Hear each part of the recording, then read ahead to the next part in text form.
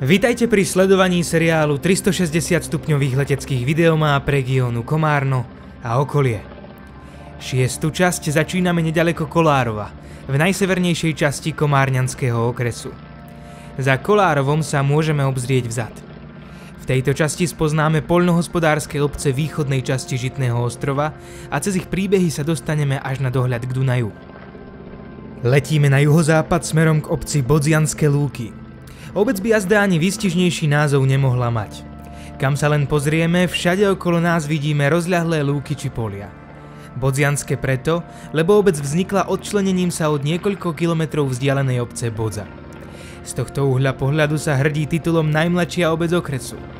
Osamostatnila sa v roku 1990. V historických listinách sa však spomína už v roku 1268. Bodzianske lúky máme priamo pod nami. Dunajší kostol však nehľadajme medzi domami, ponad ktoré letíme. Obzrime sa doprava a nájdeme ho vpravo pri hlavnej ceste v miestnom cintoríne. Kostol je zasvetený ružencovej panne Márii.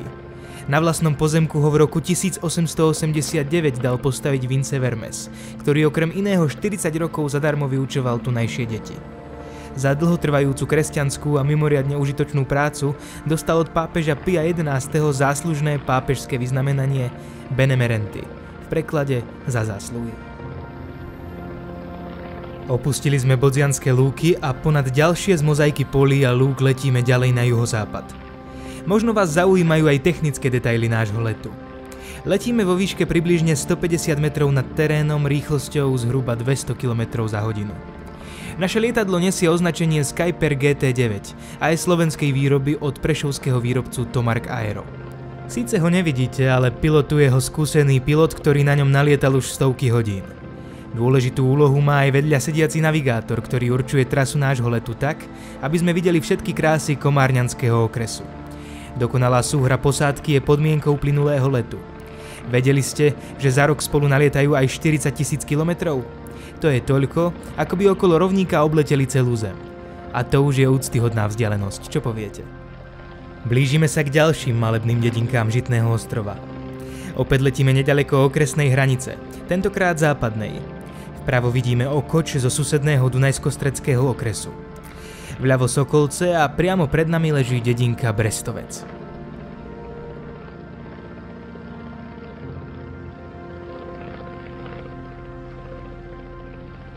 Podobne ako okolité obce, aj Brestovec je typickou poľnohospodárskou obcou. V historických listinách o nej nájdeme prvú zmienku v roku 1327. Dominantou obce je secesný kaštieľ, v minulosti patriaci rodine Pazmániovcov. Pamätný dom Zoltána Pazmániho stojí v priľahlej záhrade. Priamo pod nami vidíme aj starostlivo upravované obecné jazero.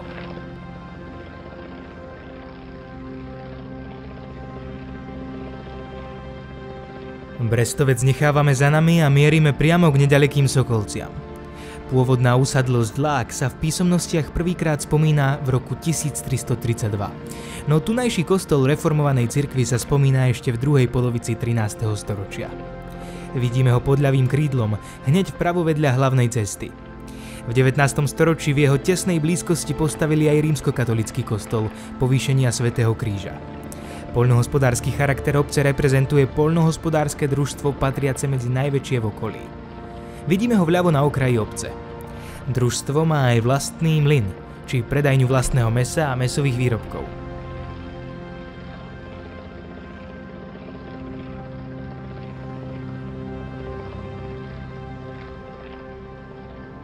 Letíme k Lipovému, jednej z najmladších a najmenších dediniek okresu. Vidíme ho priamo pred nami. V minulých častiach sme spomínali aj obce, ktoré vznikli slovenskou kolonizáciou a dodnes v nich žije väčšina slovenských obyvateľov. Lipové je tiež jednou z nich. Bolo založené v roku 1926. Na pravej strane v strede obce vidíme kostol Na nebovzatia Panny Márie či evanjelickú zvonicu.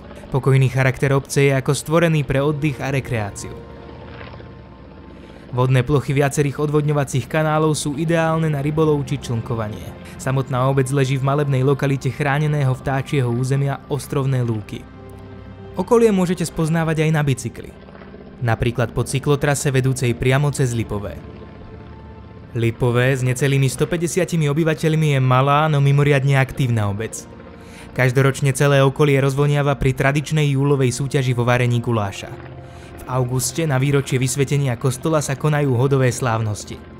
Nechýbajú ani oslaviť Dňa Matiek, Dňa detí, Dňa úcty k starším či najmä deťmi očakávaný príchod Mikuláša. Priamo pred nami už vidíme obec Bodza. Leží okolo hlavnej cesty medzi Komárnom a Dunajskou Stredou. Bodzi dominuje impozantná neorenesančná budova obecného úradu zo začiatku 20. storočia. Stojí pri hlavnej ceste a vidíme ju priamo pod nami. Kolorit obce dotvára aj ďalší z mnohých podunajských kanálov. Pohľadom dozadu medzi Bodzou a Lipovým môžeme rozpoznať aj jazero Žemlekeš, vzniknuté na jednom z kanálov. Pre miestnych je srdcovou záležitosťou a stará sa o neho jedno z tunajších združení. Sotva sme preleteli za Bodzu a už máme po ľavej strane ďalšiu z malebných dediniek – Holiare. Pod ľavým krídlom neprehliadneme miestny svetostánok.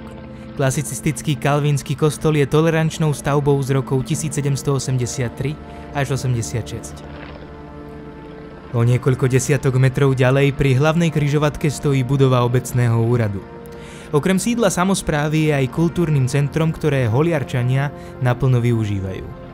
Príjemnými zákutiami ovplýva aj obecný rybník, ktorý vidíme napravo.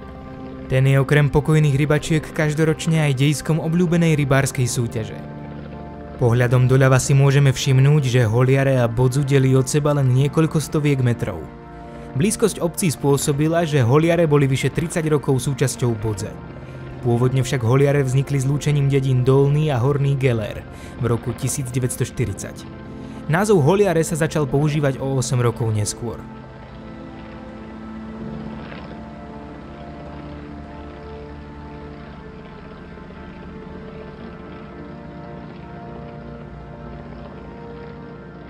Onedlho opäť na chvíľu preletíme katastrom Lipového. Spoznáme ho podľa historickej kúrie grófa Kalnókyho, ktorú máme priamo pod nami. Stojí na pôvodnom majeri Terem, jednom z 3 majerov, kde bola založená obec Lipové. Prileteli sme nad jednu z najväčších obcí okresu, zemiansku Olču s vyše 2300 obyvateľmi. To, že patrila mnohým zemianským rodom, sa premietlo aj do jej názvu. Už v minulosti bola kultúrno-spoločenským centrom západnej časti Komárňanskej župy. Na pravej strane vidíme námestie hrdinov s pamätníkmi obetiam svetových vojen, kaplnkou, jazerom a príjemným parkom. V pozadí námestia sa vysoko nad domy týči barokový reformovaný kostol z roku 1791. Tak ako v minulosti, aj dnes v zemianskej Olči pulzuje čulý kultúrny život. Pôsobí tu medzinárodne známy dýchový súbor Oucha, pomenovaný podľa pôvodného názvu obce, skupiny mažoretiek či 2 spevokoly. Zemianská Olča je dokonca hostiteľom Medzinárodného festivalu dýchových hudieb a mažoretiek. Každoročne v auguste sa celým okolím šíri podmanivá vôňa, ktorú do obce prináša obľúbený Lečofest.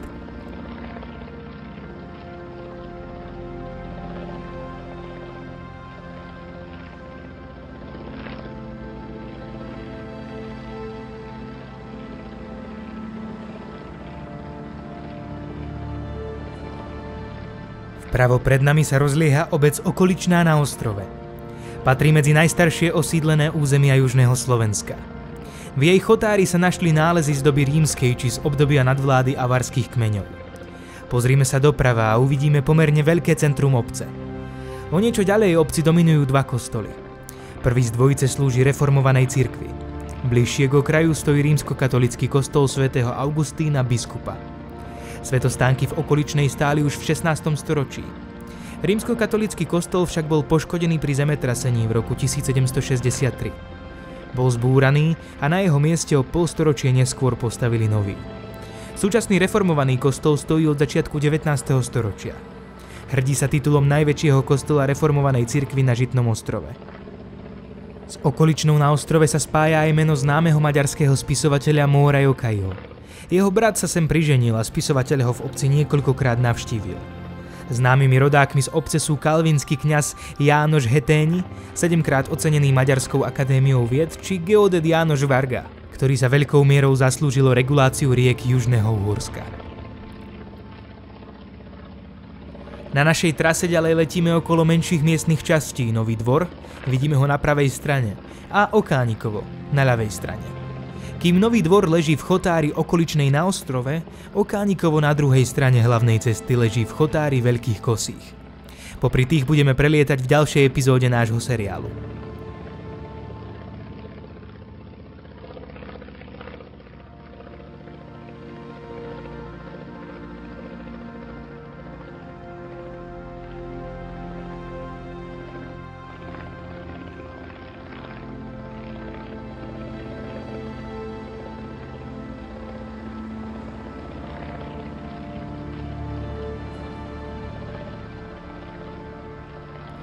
Nachádzame sa približne 20 km severozápadne od Komárna a letíme západným smerom.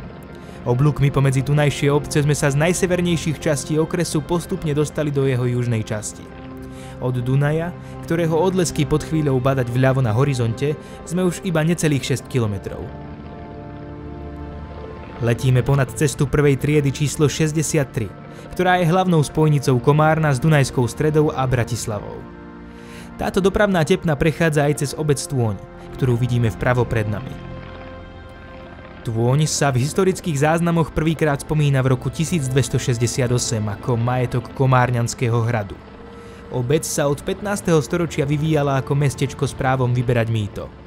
V 19. storočí tu založili cukrovar, továreň na spracovanie ľanu či teheľňu.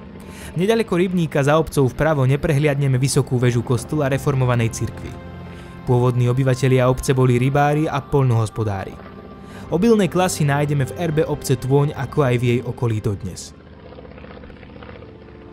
Preletom ponad úrodné políčka zrkadliace príbehy pestovateľov, roľníkov a žitnoostrovskej krajiny túto epizódu končíme. V poslednej časti nášho seriálu sa priblížime k Dunaju a objavíme krásy obcí ležiacich bezprostredne v jeho blízkosti.